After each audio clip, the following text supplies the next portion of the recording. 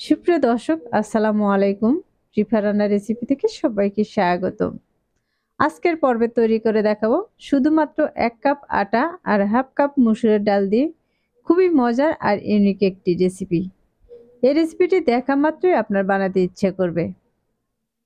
আর আমার আজকের রেসিপিটি যদি পারফেক্ট ভাবে তৈরি করতে চান, তাহলে অবশ্যই ভিডিওতে একটি লাইক দিয়ে শুরু থেকে শেষ পর্যন্ত দেখতে হবে।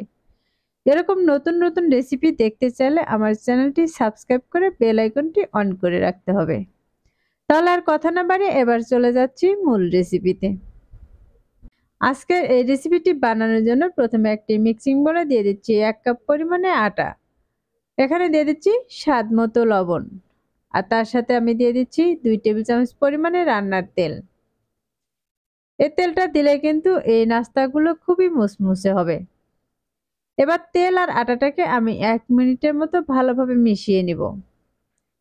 এরকম করে হাত দিয়ে ঘষে ঘষে তেল আর আটাটাকে ভালোভাবে মিশিয়ে নিতে হবে।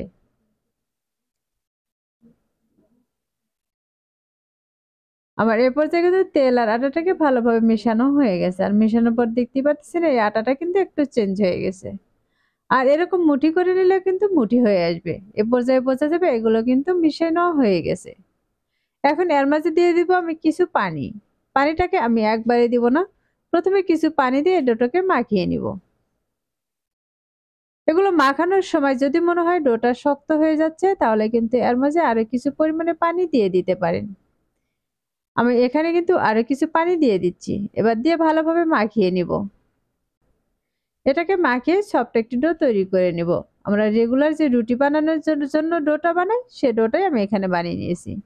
এবার একটি ঢাকনা দিয়ে ঢেকে রেখে দিব ৫ মিনিট। আর ৫ মিনিট পর ঢাকনাটাকে উঠিয়ে নিচ্ছি। আর ডোটাকে দেখে দিচ্ছে ডোটা কিন্তু আগের চেয়ে অনেকটাই নরম হয়ে গেছে। ডোটাকে আমি আরো ১ মিনিটের মতো এভাবে মথে নিয়েছি। এখন এখান থেকে আমি ছোট ছোট করে লেচি কেটে নিব। এই লেচিটা কিন্তু খুব ছোট করব না, আবার খুব বড় করব না।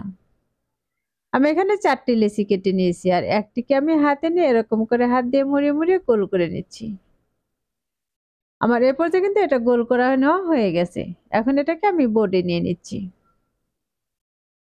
এটাকে বোর্ডে দেওয়ার পর আমি হাত দিয়ে চেপে একটু বড় করে নিব। এখন এর উপরে আমি কিছু শুকনো আটা ছড়িয়ে দিব। শুকনো আটাটা ছড়িয়ে দিলে এটা কিন্তু রুটি বেলার সময় আর বোর্ডের সাথে লেগে যাবে না। আমি দুপাশ করে কিন্তু চাপ দিয়ে একটু বড় করে নিয়েছি। এবার একটি রুটি বেলনাতে এটাকে রুটি বেলে নিব। এই রুটিটি কিন্তু খুব মোটা বানাবো না, একটু পাতলা করে বানিয়ে নিব। আমি বেশ কয়েকবার এরকম করে উল্টে পাল্টে কিন্তু এই রুটিটাকে বেলে নিচ্ছি।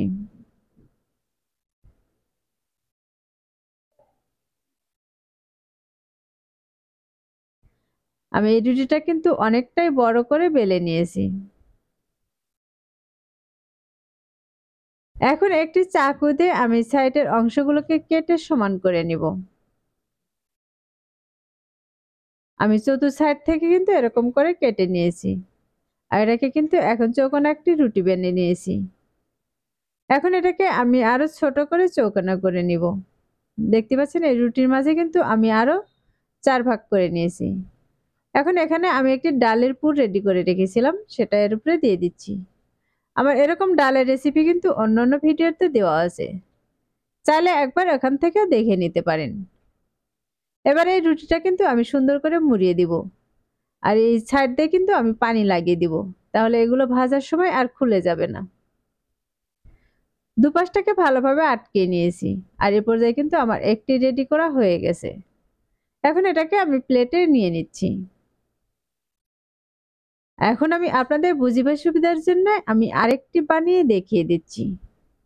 আর এটার উপরে আমি কিছু ডাল নিয়ে নিয়েছি। ডালটাকে হাত দিয়ে একটু সমান করে নিতে হবে।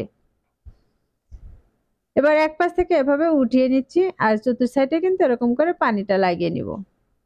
তাহলে এগুলো ভাজতে কিন্তু আর ডালটা বের হয়ে যাবে না। এরপর যে আমার এটি রেডি করে নেওয়া হয়ে গেছে। আর একইভাবে কিন্তু বাকিগুলোকেও আমি বানিয়ে নিব। এখন এগুলো তেলে দিয়ে ভেজে নিব। তার জন্য চুলায় একটি কড়াই বসে তার মাঝে তেল দিয়ে তেলটাকে কিন্তু হালকা গরম করে নিয়েছি। এই তেলটা কিন্তু খুব বেশি গরম করে নেওয়া যাবে না। তেলটা যখন হালকা গরম হয়ে আসবে তখন আমি এর মাঝে দিয়ে দিব। এখানে যতগুলো নাস্তা দিয়ে ভেজে নেওয়া যাবে আমি ততগুলো দিয়ে দিয়েছি। আর এগুলো একপাশে যখন একটু শক্ত হয়ে আসবে তখন আমি উল্টিয়ে দিব। এই নাস্তাগুলোকে আমি মিডিয়াম আঁচে ৩ থেকে ৪ মিনিটের মতো ভেজে নিব। আর এগুলো গায়ে যখন এরকম লাল ব্রাউন কালার চলে আসবে তখন এগুলোকে আমি একটি ছাঁকনি দিয়ে উঠিয়ে নিচ্ছি। দেখতে পাচ্ছেন প্রতিটা নাস্তার গায়ে কিন্তু খুব সুন্দর একটি কালার চলে এসেছে। আমি এখন সবগুলোকে উঠিয়ে নিচ্ছি। আর একইভাবে কিন্তু বাকিগুলোকেও ভেজে নিয়েছি। আর ভাজার পর এগুলো দেখে কিন্তু বুঝতেই পারছেন কতটা সুন্দর হয়েছে। এর উপরটা কিন্তু খুবই মুচমুচে হয়েছে। আর এগুলো খেতেও কিন্তু ভীষণ মজার হয়। আমি এখান থেকে একটি ভেঙে দেখিয়ে দিচ্ছি। এর ভিতরের ডালের পুরটা কিন্তু দেখতে মাশাআল্লাহ অনেক সুন্দর দেখা যাচ্ছে। আশা করছি প্রতিদিনের মতো আমার আজকের রেসিপি আপনাদের কাছে খুবই ভালো লেগেছে। রেসিপিটি কেমন হয়েছে তা অবশ্যই কমেন্টে লিখে জানাবেন। আর আমার চ্যানেলে নতুন এসে থাকলে চ্যানেলটি সাবস্ক্রাইব করার অনুরোধ রইল।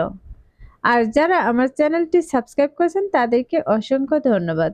কথা হবে আবারও সহজ সহজ রেসিপি নিয়ে। এ পর্যন্ত সবাই ভালো থাকবেন, সুস্থ থাকবেন আর আমার ভিডিওর সাথেই থাকবেন। আল্লাহ হাফেজ।